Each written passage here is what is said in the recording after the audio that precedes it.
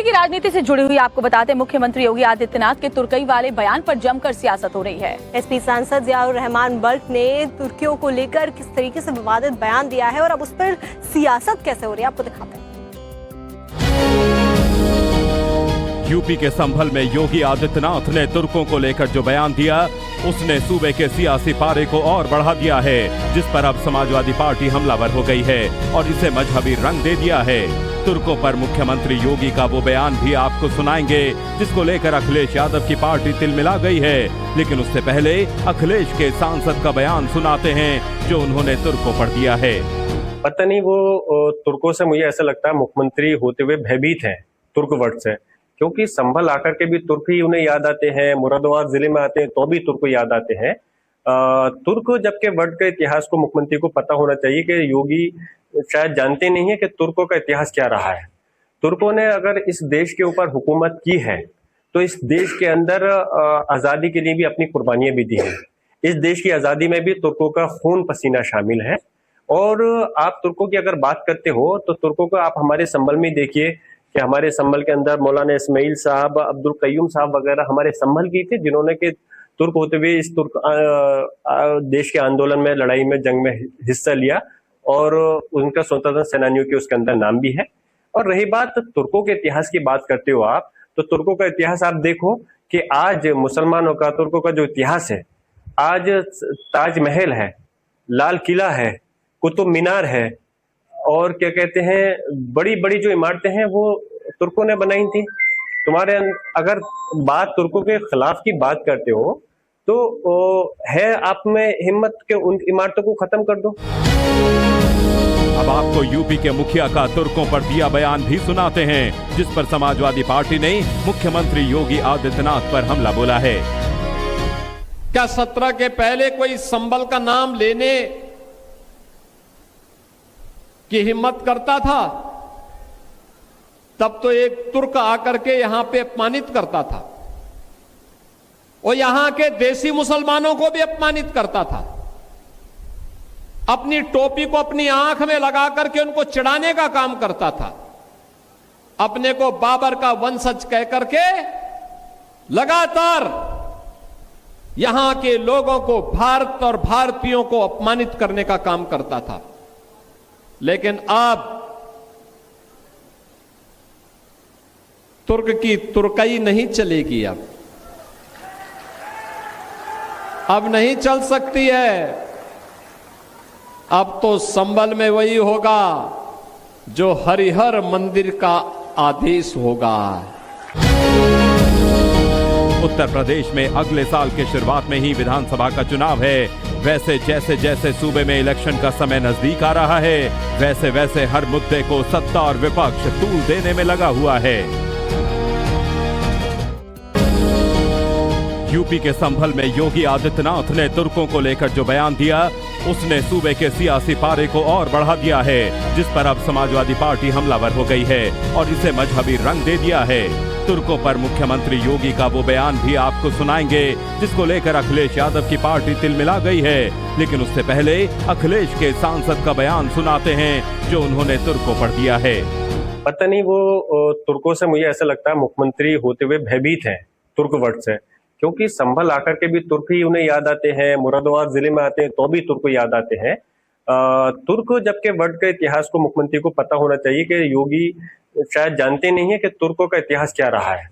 तुर्कों ने अगर इस देश के ऊपर हुकूमत की है तो इस देश के अंदर आजादी के लिए भी अपनी कुर्बानियां भी दी हैं। इस देश की आजादी में भी तुर्कों का खून पसीना शामिल है।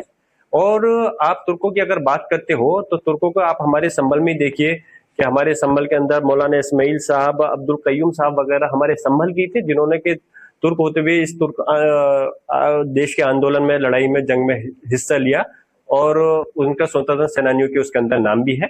और रही बात तुर्कों के इतिहास की बात करते हो आप, तो तुर्कों का इतिहास आप देखो कि आज मुसलमानों का, तुर्कों का जो इतिहास है, आज ताजमहल है, लाल किला है, कुतुब मीनार है और क्या कहते हैं, बड़ी बड़ी जो इमारतें हैं वो तुर्कों ने बनाई थी। तुम्हारे अगर बात तुर्कों के खिलाफ की बात करते हो तो है आप में हिम्मत के उन इमारतों को खत्म कर दो। अब आपको यूपी के मुखिया का तुर्कों पर दिया बयान भी सुनाते हैं, जिस पर समाजवादी पार्टी ने मुख्यमंत्री योगी आदित्यनाथ पर हमला बोला है। क्या 17 के पहले कोई संभल का नाम लेने की हिम्मत करता था? तब तो एक तुर्क आकर के यहां पे अपमानित करता था और यहां के देसी मुसलमानों को भी अपमानित करता था। अपनी टोपी को अपनी आंख में लगा करके उनको चिढ़ाने का काम करता था। अपने को बाबर का वंशज कह करके लगातार यहां के लोगों को, भारत और भारतीयों को अपमानित करने का काम करता था। लेकिन अब तुर्क की तुर्कई नहीं चलेगी। अब नहीं चल सकती है। अब तो संभल में वही होगा जो हरिहर मंदिर का आदेश होगा। उत्तर प्रदेश में अगले साल के शुरुआत में ही विधानसभा का चुनाव है। वैसे जैसे जैसे सूबे में इलेक्शन का समय नजदीक आ रहा है, वैसे वैसे हर मुद्दे को सत्ता और विपक्ष तूल देने में लगा हुआ है। यूपी की राजनीति से जुड़ी हुई आपको बताते हैं, मुख्यमंत्री योगी आदित्यनाथ के तुर्कई वाले बयान पर जमकर सियासत हो रही है। एसपी सांसद जियाउर रहमान बल्ट ने तुर्कियों को लेकर किस तरीके से विवादित बयान दिया है और अब उस पर सियासत कैसे हो रही है, आपको दिखाते हैं।